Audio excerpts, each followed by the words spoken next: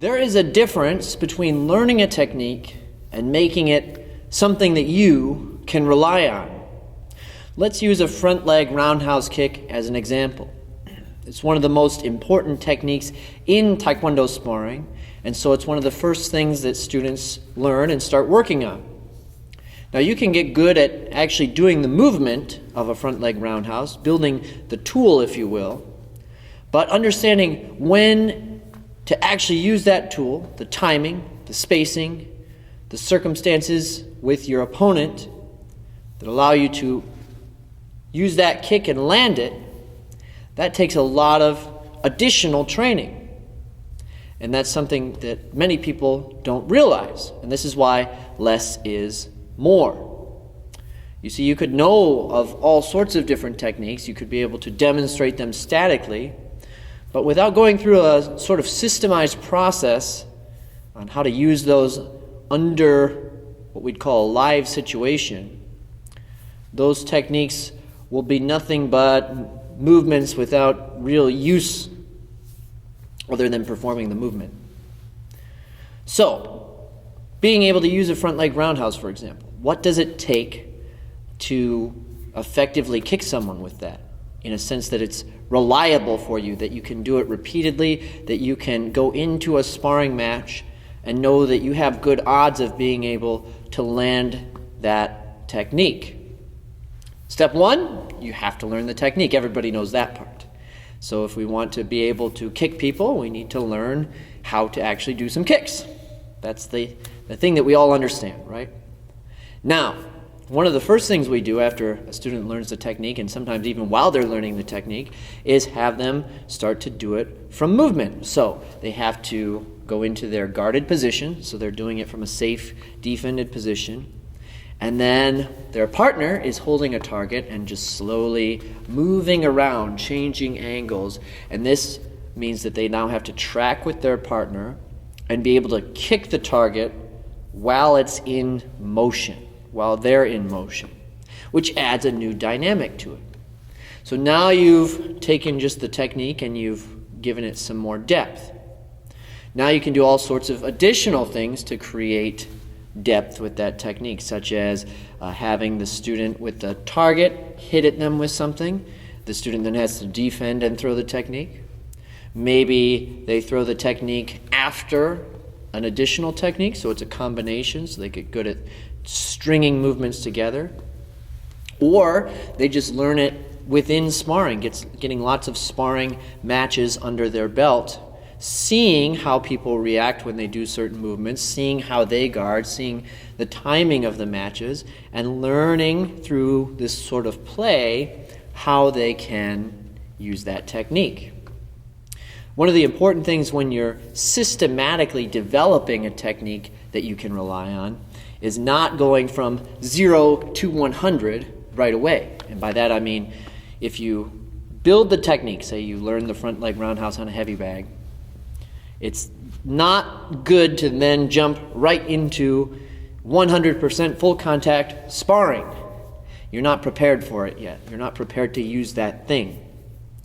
Rather, it's good to use incremental drills. So just like we talked about, you learn the technique first, then you learn the technique under other various conditions, then you can maybe start with some light contact sparring or no contact sparring, and then as you get used to those things, ramp into more heavy contact, and then hopefully that prepares you for the full competition level sparring, should you wish to pursue that.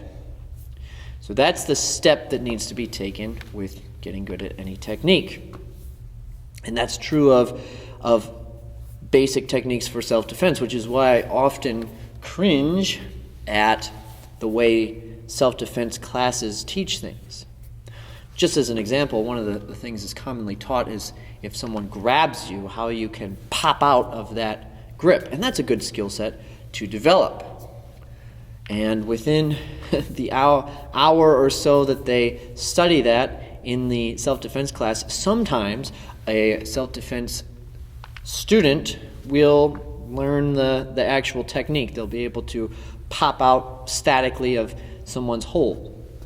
But what they're missing is the hours and hours and hours of doing that under dynamic situations and then doing it against people who are resisting fully. And that's when the technique becomes reliable. Now, if you don't put a technique through that process, does it mean it's entirely useless? Not necessarily, no. Knowing anything is better than nothing, and I said that a lot in my past videos. But to actually know something that's reliable to you, that's useful to you, you really should put it through that system first, which is, again, why less is more.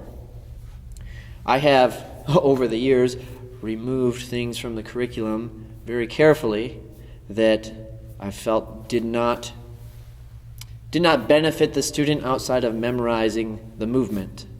It didn't give them something that they knew how to employ under duress. And so we spend a lot of time on things that they get good at because they see it over and over and over under different circumstances.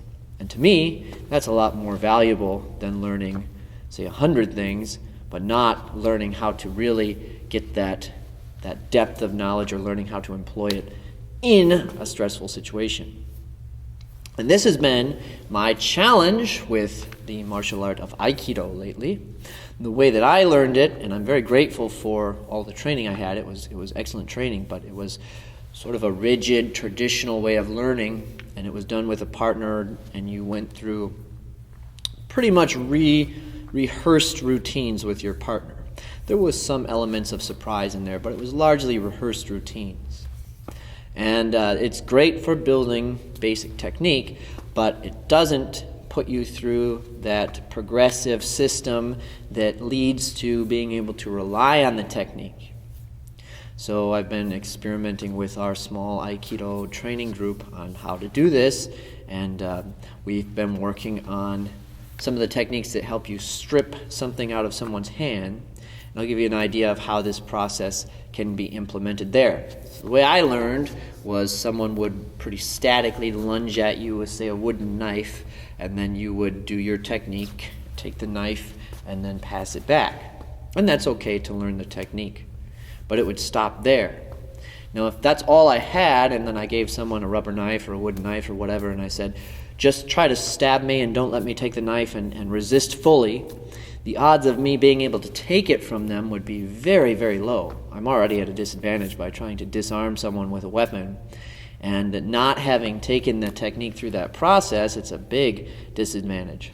So how can we take it through that process? Well, let's add tiers to it. So first you learn the technique.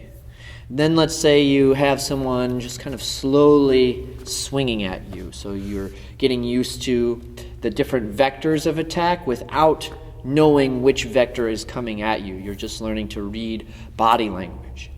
And maybe from there, when you catch the arm, they're not going to really resist you much. They're just going to allow you to then perform the disarm.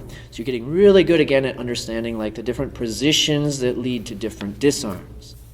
Then you can have them speed up the attack, but when you catch the arm, they're still not going to resist much. So you're getting lots of reps of that disarm. You're getting to experience a win, if you will. And then maybe you have it ramp up even more, so they're giving you full attacks. And when you catch the arm, they're then resisting. And then you ramp up even more, where if you catch the arm, they're resisting, and they can switch the knife to the other hand, and so on. And if you do that, you'll, at the very least, get much better at being able to do those techniques under pressure than you were before.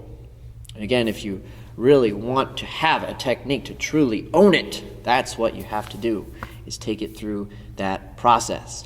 The disadvantage is you can't fit very many techniques into your life. You have to kind of be choosy about them. So that is an important thing to understand, that there's only so much you can realistically do and do well, and that you have to take it through that process if you, in fact, want to rely on those techniques. Now, is it okay to just do a technique because you enjoy the movement of it, the experience of it, the mindset shift of it, the health benefits of it? Absolutely. That is totally fine. It really depends on the goals of the students. So some students might just enjoy learning this wide variety of martial arts techniques that they never expect to need to use or care about using. It's more like, almost feeling like you're in a movie, right? You're learning all these neat action movements and you're performing with a sort of dramatic mindset. And that has its own benefits, certainly. So if that's the goal of the student, by all means. I'm trying to balance that with functionality. And that's the goal here at the Academy. And I hope this video helps you understand how you can make a technique reliable.